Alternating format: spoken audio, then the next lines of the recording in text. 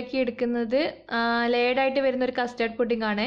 China grass ഇതിൽ ഞാൻ add ചെയ്തിട്ടില്ല, പക്ഷേ മുകളിൽ വരുന്നത് ജെല്ലി ലെയറാണ്.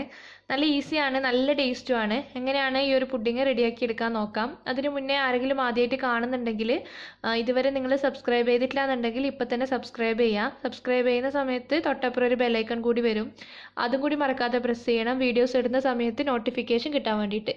അപ്പോൾ എങ്ങനെയാണ് ഈ ഒരു ഈസി സിമ്പിൾ പുഡിംഗ് റെഡിയാക്കി എടുക്കാൻ നോക്കാം. ആദ്യം നമ്മളൊരു സിറപ്പ് റെഡിയാക്കി എടുക്കുന്നുണ്ട്, ബ്രെഡ് ഒന്ന് ഡിപ്പ് ചെയ്തെടുക്കാൻ വേണ്ടിയിട്ട്. അപ്പോൾ അതിന് വേണ്ടിയിട്ട് ഒരു കപ്പ് വെള്ളം ചൂടാക്കാൻ വെച്ചിട്ടുണ്ട്. ഇതിലേക്ക് ഒരു 2 ടേബിൾ സ്പൂണോളം പഞ്ചസാര ചേർത്ത് കൊടുക്കണം. 1 ടേബിൾ സ്പൂൺ ചെറി കട്ട് ചെയ്തതും കൂടി ഇട്ട് കൊടുക്കുന്നുണ്ട്. ചെറി ഉണ്ടെങ്കിൽ ചേർത്ത് കൊടുക്കുക, നല്ല ടേസ്റ്റാണ്. ഇല്ലാന്നുണ്ടെങ്കിൽ ഒഴിവാക്കിക്കോ, പ്രശ്നമൊന്നുമില്ല. ഒന്ന് മിക്സ് ചെയ്തെടുത്തിട്ടുണ്ട്. ഇതിലേക്ക് ഒരു 1/2 ടീസ്പൂൺ കോഫി പൗഡർ ചേർത്ത് കൊടുക്കുന്നുണ്ട്.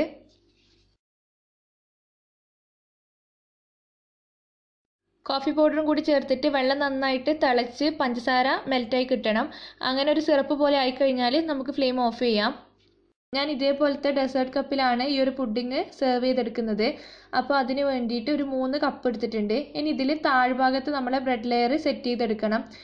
എൻ്റെ കപ്പ് താഴെ ചെറിയൊരു കുഴിയുണ്ട്, അപ്പോൾ ഒന്ന് ലെവലായി കിട്ടാൻ വേണ്ടിയിട്ട് ഒരു 6 ബ്രെഡാണ് ഞാൻ എടുത്തിട്ടുള്ളത്. ബ്രെഡിൻ്റെ 4 സൈഡ് ഉണ്ടല്ലോ ബ്രൗൺ കളർ ഉള്ളത്, അത് കട്ട് ചെയ്ത് ഒഴിവാക്കിയിട്ടുണ്ട്. എന്നിട്ട് 2 ഭാഗവും നമ്മൾ ഉണ്ടാക്കി വെച്ച സിറപ്പിൽ നന്നായിട്ട് തന്നെ ഡിപ്പ് ചെയ്യുക. എന്നിട്ട് ഇതുപോലെ താഴത്തെ ലെയറായിട്ട് ലെവൽ ചെയ്തെടുക്കണം. താഴത്തെ ലെയർ ലെവൽ ചെയ്തെടുത്തിട്ടുണ്ട്. ഇനി ഇതിൻ്റെ മുകളിലായിട്ട് കുറച്ച് നട്ട്സ് ഇട്ട് കൊടുക്കുന്നുണ്ട്.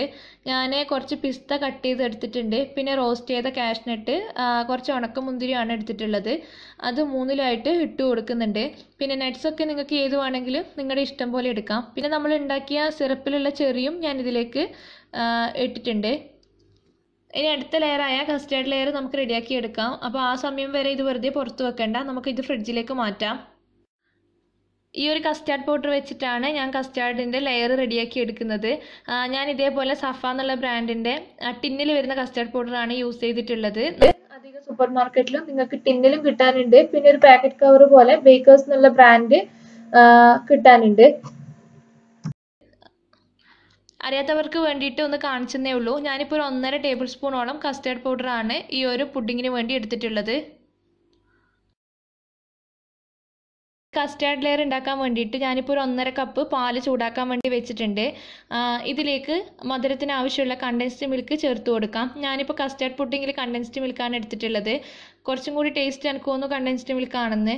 നിങ്ങൾക്ക് പഞ്ചസാര മതിയെങ്കിൽ പഞ്ചസാര ചേർത്താൽ മതി, അത് നിങ്ങളുടെ മധുരം പോലെ ചേർത്ത് കൊടുക്കുക. ഞാനിപ്പോൾ ഒരു 1/2 ടിന്നിൻ്റെ അടുത്ത് കണ്ടൻസ്ഡ് മിൽക്ക് ചേർത്ത് കൊടുക്കുന്നുണ്ട്. എന്നിട്ടൊന്ന് നന്നായിട്ട് തന്നെ മിക്സ് ചെയ്തെടുക്കണം. ഇപ്പോൾ നന്നായിട്ട് മിക്സാക്കി എടുത്തിട്ടുണ്ട്. പാല് ചെറുതായിട്ട് ചൂടാവാനും തുടങ്ങിയിട്ടുണ്ട്. ഇനി നമ്മൾ നേരത്തെ എടുത്ത് വെച്ച കസ്റ്റാർഡ് പൗഡർ ഉണ്ടല്ലോ, അതിലേക്ക് ഒരു 3-4 ടേബിൾ സ്പൂണോളം ഈ പാലിൽ നിന്ന് എടുത്തിട്ട് നന്നായിട്ട് മിക്സ് ചെയ്തെടുക്കാം. ഒട്ടും കട്ടകളില്ലാതെ തന്നെ മിക്സ് ചെയ്തെടുക്കണം. നമ്മൾ മിക്സ് ചെയ്ത് വെച്ച കസ്റ്റാർഡിൻ്റെ കൂട്ട് നമുക്ക് പാലിലേക്ക് ചേർക്കാം. ഇത് ചേർത്ത് കഴിഞ്ഞാൽ പിന്നെ ചെറിയ തീയിൽ വെക്കുക, എന്നിട്ട് ഇളക്കിക്കൊണ്ടിരിക്കണം, കൈവിടാതെ ഇളക്കണം. അത് കുക്കായി കിട്ടുന്നവരെ ഇതുപോലെ ഇളക്കിക്കൊണ്ടിരിക്കുക, അല്ലെങ്കിൽ തീ ഒന്ന് കൂടിപ്പോയാൽ അത് പെട്ടെന്ന് തന്നെ അടിക്ക് പിടിക്കും. ഒരു 1/2 ടീസ്പൂണോളം വാനില എസൻസും കൂടി ചേർത്ത് കൊടുക്കുന്നുണ്ട്. എന്നിട്ട് നന്നായിട്ട് തന്നെ മിക്സ് ചെയ്തിട്ട് കസ്റ്റേർഡ് നല്ലോണം വേവിച്ചെടുക്കണം. വെന്ത് കഴിഞ്ഞാൽ ഇതേപോലെ നല്ല തിക്കായിട്ടുണ്ടാവും. അപ്പോൾ നമുക്ക് ഫ്ലെയിം ഓഫ് ചെയ്യാം.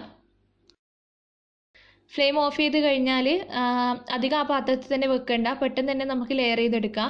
നമ്മൾ നേരത്തെ ബ്രെഡ് ലെയർ ചെയ്ത് വെച്ച സെർവിങ് ഗ്ലാസ് ഉണ്ടല്ലോ, അത് ഫ്രിഡ്ജിൽ നിന്ന് പുറത്തെടുത്തിട്ടുണ്ട്. അതിൽ 2ാമത്തെ ലെയറായിട്ട് കസ്റ്റേർഡിൻ്റെ ലെയർ വെച്ച് കൊടുക്കുക. ഇതിൻ്റെ മുകളിൽ ഒരു ലെയറും കൂടി വരാനുണ്ട്, അപ്പോൾ അതിനും കൂടി സ്പേസ് കാണണം. ഇനി നമുക്കിതൊന്ന് തണുക്കാൻ വേണ്ടി മാറ്റി വെക്കണം. ഇത് ജസ്റ്റ് റൂം ടെമ്പറേച്ചറിലാവുമ്പോൾ തന്നെ കസ്റ്റേർഡിൻ്റെ ലെയർ അത്യാവശ്യം സെറ്റായി കിട്ടും. അപ്പോൾ തന്നെ നമുക്ക് 3ാമത്തെ ലെയർ വെക്കാം. പക്ഷെ ഞാൻ റൂം ടെമ്പറേച്ചറിലായതിന് ശേഷം 1-2 മണിക്കൂർ ഫ്രിഡ്ജിൽ വെച്ച് തണുപ്പിച്ചെടുക്കുന്നുണ്ട്. അതിന് ശേഷമാണ് 3ാമത്തെ ലെയർ റെഡിയാക്കി എടുക്കുന്നത്. ഇനി നമുക്ക് 3ാമത്തെ ലെയറായ ജെല്ലി ലെയർ റെഡിയാക്കി എടുക്കണം. ഞാനിപ്പം ഇതേപോലെ ജെല്ലി ഡെസേർട്ട് എന്ന് പറഞ്ഞിട്ട് പുറത്തുനിന്ന് വാങ്ങിക്കാൻ കിട്ടും, അതിങ്ങനെ വാങ്ങിക്കുകയാണ് ചെയ്തത്. ഞാൻ റാസ്ബെറി ഫ്ലേവറിലുള്ളതാണ് വാങ്ങിയിട്ടുള്ളത്. ഫോസ്റ്റർ ക്ലാർക്ക് അതിൻ്റെ ജെല്ലി ഇതുപോലത്തെ പാക്കറ്റാണ് വാങ്ങിയിട്ടുള്ളത്. ഇത് വെച്ചിട്ടാണ് ഞാൻ 3ാമത്തെ ലെയർ ഇതിപ്പം ഈ ഒരു ജെല്ലി നിങ്ങളുടെ കയ്യിലില്ലാന്നുണ്ടെങ്കിൽ ടെൻഷൻ അടിക്കേ വേണ്ട. ജെലാറ്റിൻ ഉണ്ടെങ്കിൽ നമ്മുടെ വീട്ടിൽ നമുക്കിത് സുഖമായിട്ട് ഉണ്ടാക്കിയെടുക്കാം. വാട്ടർമെലൺ വെച്ചിട്ടും ഓറഞ്ച് വെച്ചിട്ടും പിന്നെ ലൈം വെച്ചിട്ടൊക്കെ ഈ ഒരു ജെല്ലി നമുക്ക് റെഡിയാക്കി എടുക്കാം. ഞാനൊരു 2 ടേബിൾ സ്പൂണോളം ജെല്ലി പൗഡറാണ് എടുത്തിട്ടുള്ളത്. ഇതിലേക്ക് ഒരു 1/4 കപ്പ് തിളച്ച വെള്ളം ഒഴിക്കുന്നുണ്ട്. അതേപോലെ ഒരു 1/4 കപ്പ് തണുത്ത വെള്ളവും കൂടി ഒഴിച്ചു കൊടുക്കുന്നുണ്ട്. എന്നിട്ട് നന്നായിട്ട് തന്നെ മിക്സ് ചെയ്തെടുക്കണം. ഈ ഒരു പൊടി നന്നായിട്ട് ആ വെള്ളത്തിൽ ഡിസോൾവ് ആവണം. അതുവരെ നന്നായിട്ട് മിക്സ് ചെയ്തെടുക്കുക. ഇതിൽ പഞ്ചസാര ചേർക്കേണ്ട ആവശ്യം വരുന്നില്ല. നിങ്ങൾക്ക് എക്സ്ട്രാ നല്ല മധുരം വേണമെന്നുണ്ടെങ്കിൽ പഞ്ചസാര ചേർത്ത് കൊടുക്കാം. ജെല്ലി ലെയറിനുള്ളത് ആയിട്ടുണ്ട്. ഇനി നമുക്കിത് ലെയർ ചെയ്യാം. നമ്മൾ നേരത്തെ കസ്റ്റാർഡിൻ്റെ ലെയർ ഉണ്ടാക്കിയിട്ട് ഫ്രിഡ്ജിൽ വെച്ചിട്ടുണ്ടല്ലോ, അതിപ്പോൾ അത്യാവശ്യം നന്നായിട്ട് സെറ്റായി വന്നിട്ടുണ്ട്. അതിൻ്റെ മുകളിലായിട്ട് ഈ ഒരു ലെയർ നമുക്ക് ചെയ്യാം. 3 എണ്ണത്തിലും ഈക്വലായിട്ട് തന്നെ ഒഴിച്ചു കൊടുക്കാം. ഇനി നമുക്കിത് ഫ്രിഡ്ജിലേക്ക് മാറ്റാം. ഒരു 2 മണിക്കൂർ കൊണ്ട് തന്നെ നല്ല സെറ്റായി കിട്ടിക്കോളും. ഫ്രീസറിലല്ല, ഫ്രിഡ്ജിലാണ് വെക്കേണ്ടത്. സെറ്റായതിന് ശേഷം ഞാൻ കാണിച്ചു തരാം. നമ്മുടെ പുഡിങ് ഇവിടെ സെറ്റായിട്ടുണ്ട്. നന്നായിട്ട് തന്നെ ആ 3 ലെയറും വന്നിട്ടുണ്ട്. അപ്പോൾ പാർട്ടിയൊക്കെ ഉണ്ടാകുമ്പോൾ ഈസി ആയിട്ട് തയ്യാറാക്കാൻ പറ്റുന്ന ഒരു അടിപൊളി പുഡിങ്ങാണിത്. നല്ല ടേസ്റ്റുമാണ്. എന്തായാലും നിങ്ങൾ ട്രൈ ചെയ്ത് നോക്കിയിട്ട് ഫീഡ്ബാക്ക് പറയണം. പിന്നെ വീഡിയോ നിങ്ങൾക്ക് ഇഷ്ടപ്പെടുകയാണെങ്കിൽ ലൈക്ക് ചെയ്യാനും ഷെയർ ചെയ്യാനും മറക്കരുത്. ഇതുവരെ സബ്സ്ക്രൈബ് ചെയ്തിട്ടില്ല എന്നുണ്ടെങ്കിൽ ഇപ്പോൾ തന്നെ സബ്സ്ക്രൈബ് ചെയ്യുക. താങ്ക്